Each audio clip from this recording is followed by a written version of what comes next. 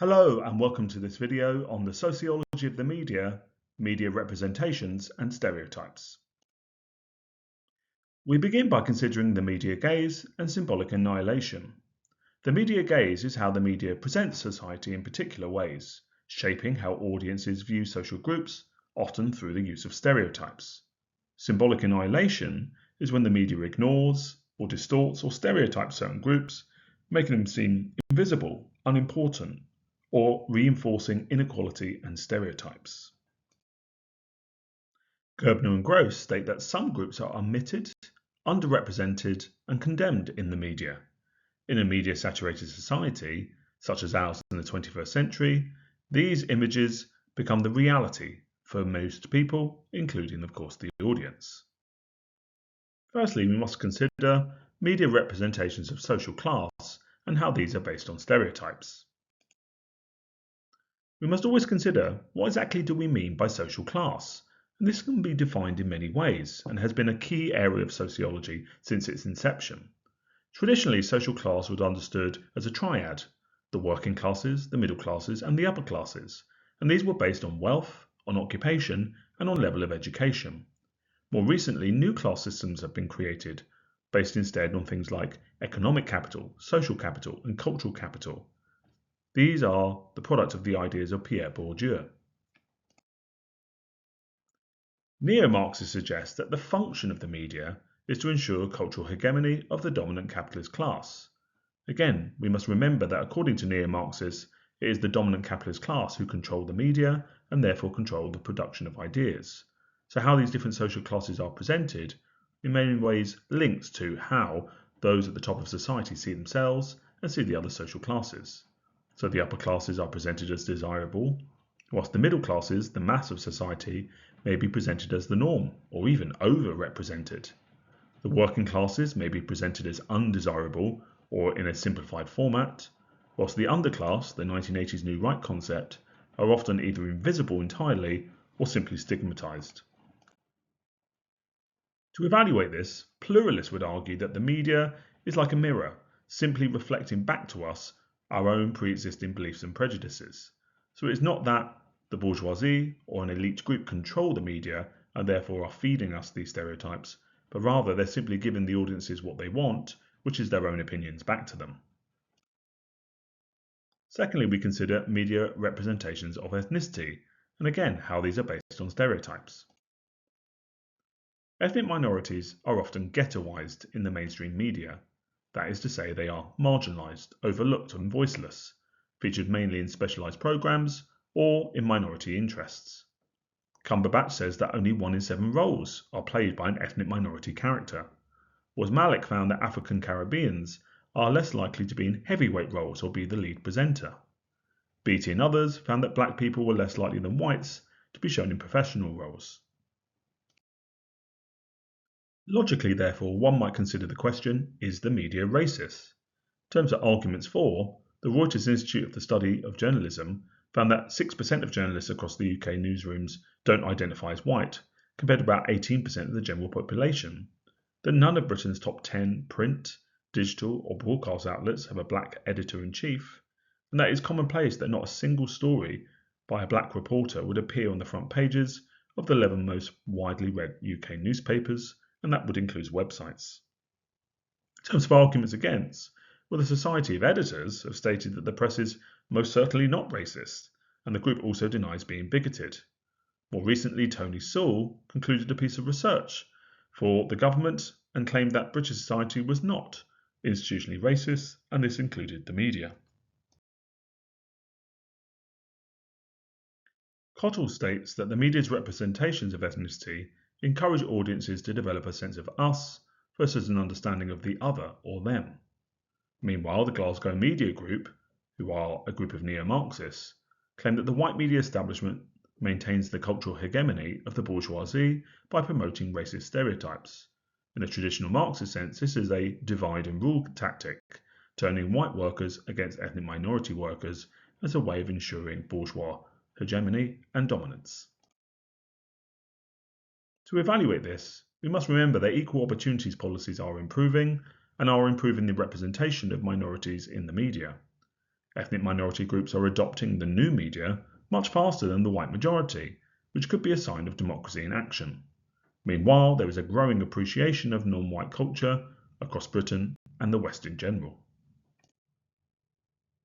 Thirdly, we consider the media's representations of gender and how these might be based on stereotypes. A report by Just the Women, who undertook a content analysis in 2012 of 11 national newspapers over the space of 2 weeks, found that the portrayal of women often omitted their voices, misrepresenting them and promoting harmful stereotypes. The newspapers often focused on women's appearance rather than their skills or knowledge. Some publications contained pornified material, contributing to the objectification of women, and that systematic sexism negatively impacts women's participation in public life, as well as their access to justice in case of violence against them. Tugman and others state that women experience symbolic annihilation in the media, and Martinson et al. Supported this by saying few media stories are about women's achievements or their expertise or abilities outside of the home or motherhood. We should also consider that element of symbolic annihilation, which is condemnation. This concept involves depicting women in a negative light, often by portraying them as inferior, evil, or as possessing negative traits to reinforce societal norms and stereotypes. When we consider media representations of men, a report in 2020 titled "If He Can See It, Will He Be It?" analysed TV programmes aimed at boys, finding that male characters were less likely to show emotions than female characters, more likely to be shown taking risks, less likely to have on-screen parents, and more likely to be both perpetrators and victims of violence. And this very much links to the work of Jackson Katz, which comes up prominently in the postmodernist perspective of crime and deviance. To evaluate this, we must consider how consumers have free will and can choose to reject stereotypes.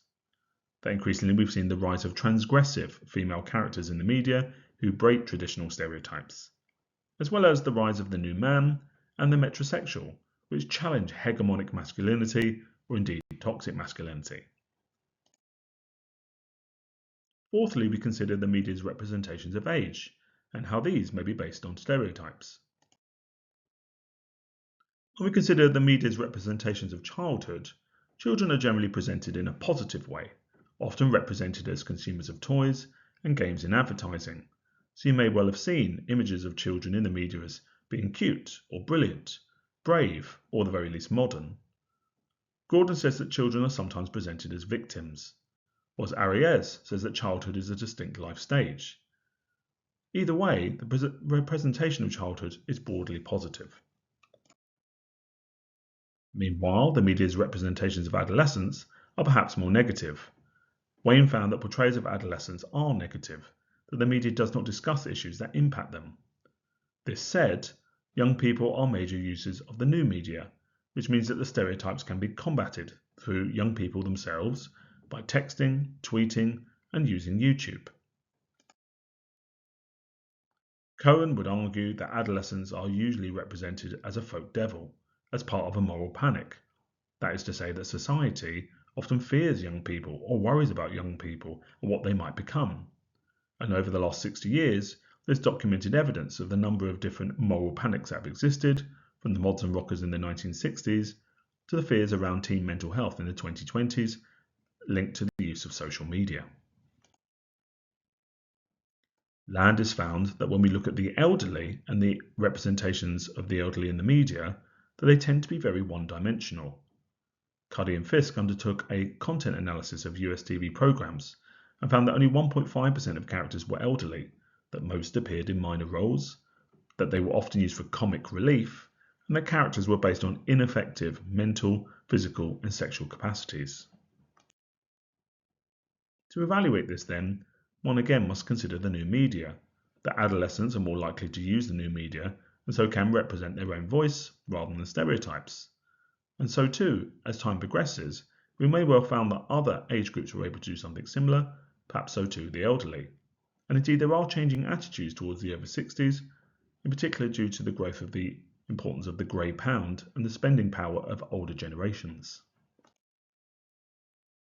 Next, we consider media representations of disability and how these may be based on stereotypes.